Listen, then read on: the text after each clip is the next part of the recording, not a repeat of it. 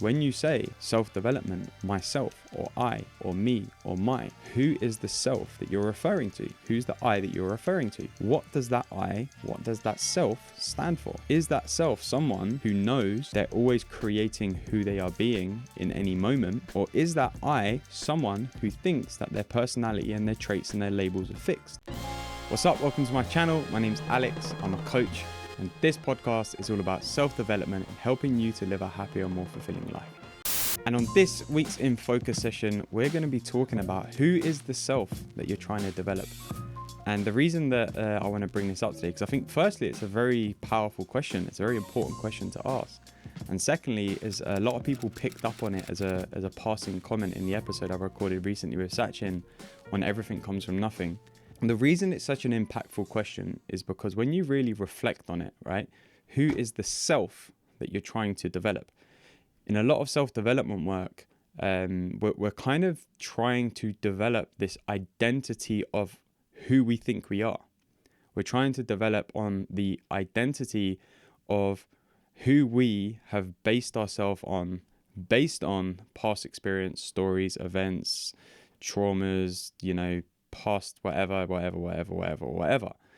And it's a lot of stuff, right? It's a lot of stuff that we're trying to add to, and we're trying to develop this sense of self. And the reason that I wanted to use this time today to talk about this is because I think it's really important to understand who is the self.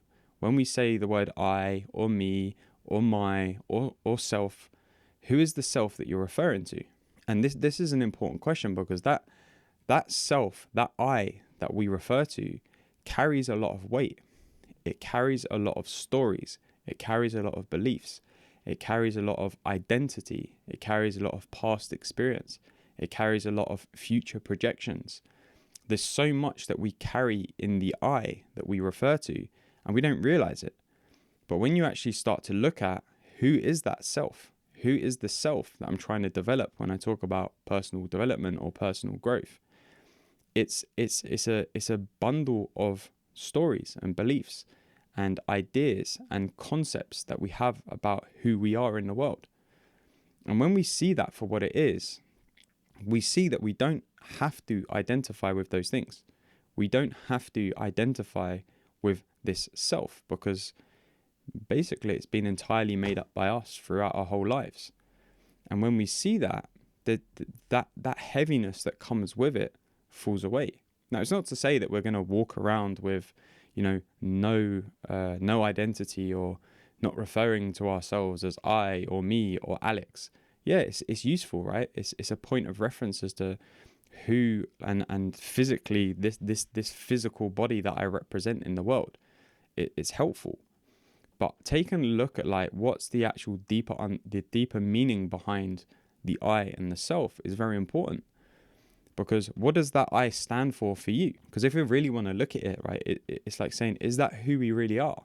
Or is it just what we think we are? And the way that I like to see it is that we are much bigger and something beyond what we think we are. Like all of that heavy labels that we give ourselves. We're greater than that. We're a bigger identity than that. What is that identity?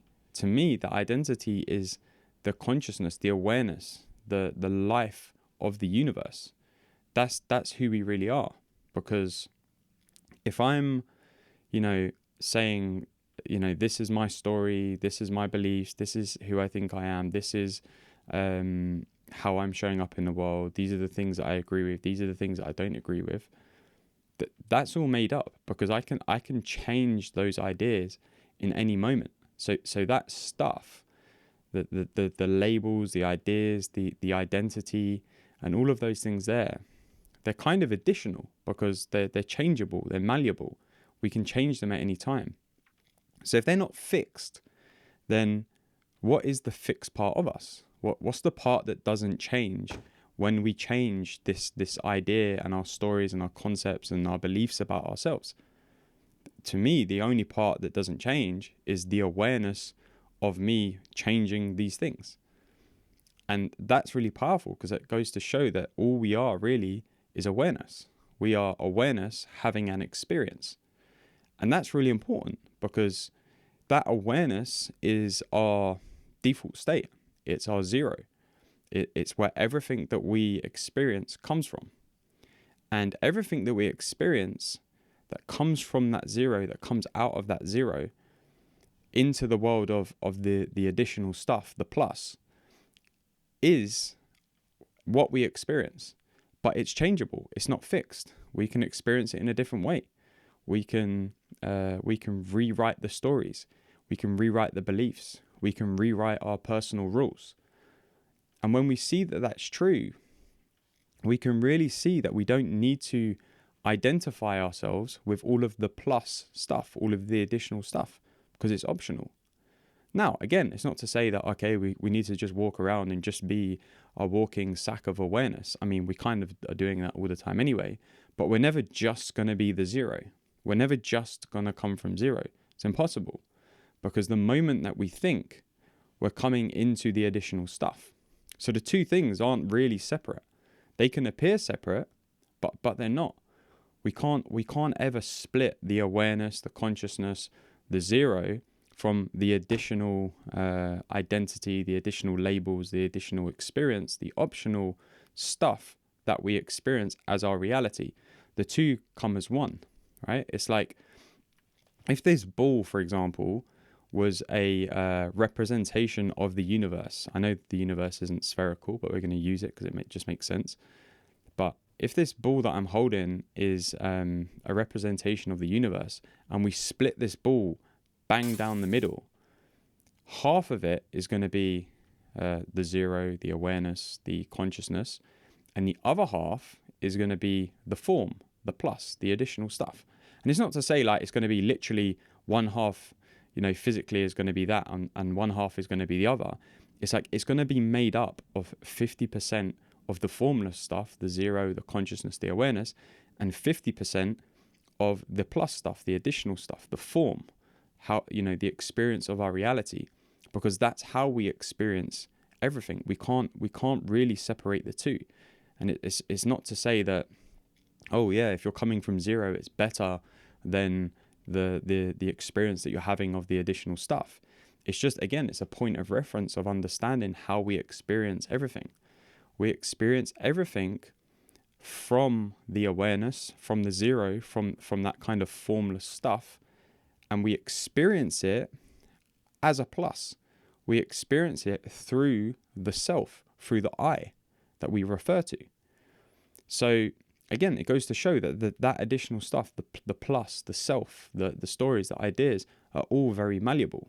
An example I like to think about is like, if I'm watching a movie and I'm looking at the screen, it's like my perception of reality is the movie screen, is what's happening on the screen. So if I'm watching a movie and there's a judgmental character in the movie, that's like me having some judgmental thinking. Just because the character in the movie is judgmental doesn't mean that I, the person watching the movie, is judgmental, because I can clearly see that I'm sat here in my seat and the movie's on the screen there and I'm watching it. I have the awareness that is how I am experiencing the movie. I don't think like, oh, I don't like that judgmental character, I want to get rid of him and I want to try and delete him from the movie. Because first of all, it's almost impossible. I'd have to go and speak to the producer, the editor, the director. I'd have to get them to get rid of the actor, re-edit the movie, because it's almost impossible to do. And it's the same when it comes to our own thoughts, the thoughts that we can identify as, this is me being judgmental, or this is me being stressed, or this is me being anxious, or this is me being joyful or excited or loving or whatever. It's like, if we just see that they are characters of a movie, the thoughts are like a character within a movie. They're just part of the script. In fact, they make the script a bit more interesting, right? When you think about it, if the movie didn't have these types of characters, it would probably be quite a boring movie. So they're there to play a role to make the story of the movie more interesting. And if we see that for ourselves in our own lives, like when we do have these moments of anxiousness, or these anxious thoughts, or these judgmental thoughts, or these frustrated thoughts, or these guilty thoughts, they're not us. they're not us as much as the character in the movie that we're watching isn't us. Because I have the awareness when I'm watching a movie that that's what's happening, is there's a movie on the screen, therefore it can't be me because I'm sat here. And it's the same because with thought, right? Because if we have the awareness that the thought can't be that zero, it can't be that awareness, it can't be the formless, but it does come from that and we experience it as something else, it goes to show that it's not actually us. But again, I really want to emphasize this. You can't separate the two because we can't ever not think. We're thinking beings. We're thinking beings, and our thoughts are what create the experience that we have and the feelings that we have in any moment. That's how we experience the reality of the world around us, is via thought. So we're always going to be experiencing the world in that way. We can't separate that. But if we have an understanding that the thinking that we have is what is creating the experience, and it's not anything, outside of our use of thought that is doing that, then it allows us to see like, oh, that experience can be changed in any moment. And it's not to say, oh, just change your thinking, because it's not about that. It's about the awareness of where the experience is coming from via thought. And when we see that, we can then start to see like this self that I have in my mind, the I that I refer to, actually doesn't have any legs to stand on. It's a character that it has some way been made up in my mind that I am now choosing to live my life by. And the way that I see it, right, it's like I was talking to one of my friend's mums recently, and she said that when her two sons were really young, she would say things like, oh, you can't do this at the dinner table, or we're going to auntie's house, you've got to dress a certain way, or we're going somewhere and you've got to do a certain thing. And they'd always say back to her, Mum, like, where's this rule book that you keep, you keep saying it's the rules. We can't do this at the dinner table, and we can't, we have to wear this certain clothes when we go and visit our aunties. Like, where's this rule book that you keep talking about? And obviously it doesn't exist, right? It's rules that she's kind of made up for them to live by, to raise the kids, right? But it's quite funny and it's quite cute when you think about it, right? Because the rules are, she's kind of made them up and she's presenting them to the kids. And if we can see that that's what we're doing in our lives, we've created this imaginary rule book of who we are and how we experience life and the labels that we give ourselves and what our experiences mean to us, what our past means to us. We've created the rules and the narrative of the rules ourselves. No one else has done that for us. No one else is creating the meaning of our life, of our experience, apart from us. And no one else is going to give our life any sort of meaning or any sort of narrative other than ourselves. So if we can see that we're just living our lives by these made up rules, which most of the time we made up a long time ago when we were children or when we were kids, we picked up on something and then we started to believe, oh, because this person has said I'm lazy, it must mean that I'm lazy. Now I am lazy. And then when I refer to myself, it's like, oh yeah, I don't really like to work out because I'm lazy, or I don't like to go on long walks because I'm lazy, or I always hand in my work assignments late because I'm lazy. It's like we're buying into that story that we've made up. Yes, someone might have said it to us once upon a time, but we've added it to the imaginary rule book, and we've said, right, Alex is lazy. That is a rule. And then we start to live our lives by these rules. And I see it all the time with people I have conversations with. They throw labels around of like, oh, I'm this, I'm that, I'm the other. And what a lot of us, me included, by the way, what we don't realize we're doing when we do that is we're reaffirming those made up rules. We're really putting a stronger foundation in place for those rules, which again, we have made up. But when we see, okay, this self is made up of a narrative which is entirely fictional. It's entirely fictional. Then the self that we're referring to, like I said, it no longer has so much weight. And it comes back to the question, who is this self that you're trying to develop? Because that self is charged. it's charged full of narrative, it's charged full of stories. Whereas when we see that these stories that we've made up, this narrative that we live our lives by, these rules that we live our life by, are entirely fictional, it allows us to drop a lot of that thinking around those rules that we've had. And we can go back to the drawing board, right? In a way, we know that we're awareness. We know that we're consciousness. We know that we're coming from zero, and everything that comes out of that is additional, it's optional, it's a preference on how we want to experience it. Then it goes to show that we have the power, with that knowing that that is where we're always coming from, we have the power to create the self of Alex, of you, into whatever we want it to be. And that's the real question. When you say self-development, or myself, or I, or me, or my, who is the self that you're referring to? Who's the I that you're referring to? And what does that I, what does that self stand for? Is that self someone who knows that they're always creating who they are being in any moment? Or is that I someone who thinks that their personality and their traits and their labels are fixed? And that's a very important question, because when you begin to see all of that stuff is not fixed, it can't be. It can't be fixed, because if it was, then someone like me, or, potentially someone like you, if you're listening to this or watching this, wouldn't have changed your personality. There was times where I was really into indie rock music, and now I'm more into hip hop or reggae or jazz or whatever. If they were fixed parts of my personality, then it would still be the case that I was a fan of indie rock. Or if I, growing up, I was really into, doing Lego. If that was a fixed part of my personality, I would still be really into doing Lego. And in some cases I am, don't get me wrong, right? But it's not the be all and end all. There's other interests that I have. I like to read, I like to watch movies, I like to play sports, I like to keep fit. There was a time in my life when I was a kid where I used to go to a trampolining class. If that was a fixed part of my identity, I would still be doing it today, but it's not. There's other interests that I have, because that stuff is malleable, that stuff is changeable, it's not fixed.